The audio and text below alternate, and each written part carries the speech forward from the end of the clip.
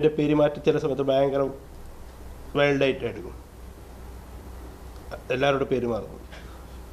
ഇനി ചികിത്സാ രീതി എന്ന് പറയുന്നതും ഇവൻ ചികിത്സിക്കുമ്പോൾ ആരും അവൻ ചോദിക്കാനൊന്നും പറയാനോ പാടില്ല. ആ ഒരു തരത്തിലുള്ള ചികിത്സ താമസിച്ചുകൊണ്ടിരിക്കുകയാണ് ഈ ട്രീറ്റ്മെൻറ്റ് ചെയ്തത്.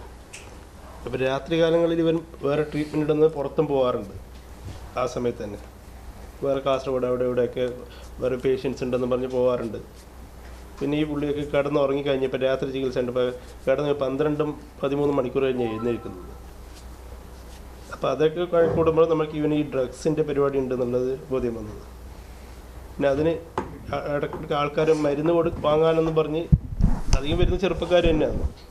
ഹെൽമെറ്റ് പോലും ഒഴിക്കാണ്ടാണ് കൂടുതൽ ആ ഭാഗത്തേക്ക് വരുന്നത്. അപ്പം മരുന്ന് എന്നാണ് ആദ്യം ഇത് കണ്ടിന്യൂസ്. ആദ്യം ഇവൻ വരുമ്പോൾ ഞാൻ നാട്ടിലില്ല. ഞാൻ ഷിപ്പിൽ നിന്ന് വന്നതിന് ശേഷമാണ് ഇവൻ്റെ ആക്ടിവിറ്റിയും ശ്രദ്ധിച്ചത്. കുറേ ആൾക്കാർ വരുന്നുണ്ടല്ല, അധികവും ചെറുപ്പക്കാരാണ് ബൈക്കിൽ ഹെൽമെറ്റൊക്കെ ഇട്ട് വരുന്നത്.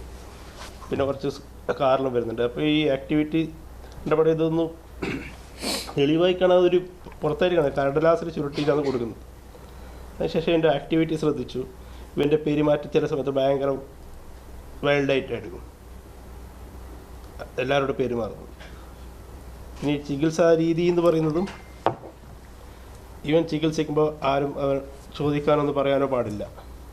ആ ഒരു തരത്തിലുള്ള ചികിത്സ എന്നാണ് പറയുന്നത്.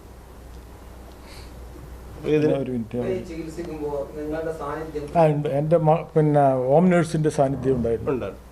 ഹോം നേഴ്സിനെ സ്ഥിരമായി നമ്മളിപ്പോൾ 25 മാസമായി ടോട്ടൽ. ഈ 1 മാസം മാത്രമേ ഉണ്ടായിരുന്നില്ല. 24 മാസം ഹോം നേഴ്സ് സൊസൈറ്റി മുഖാന്തരം മാറി മാറി തരും അവരാണ്. അങ്ങനെ ഹോം നേഴ്സ് ഉണ്ട് അവിടെ.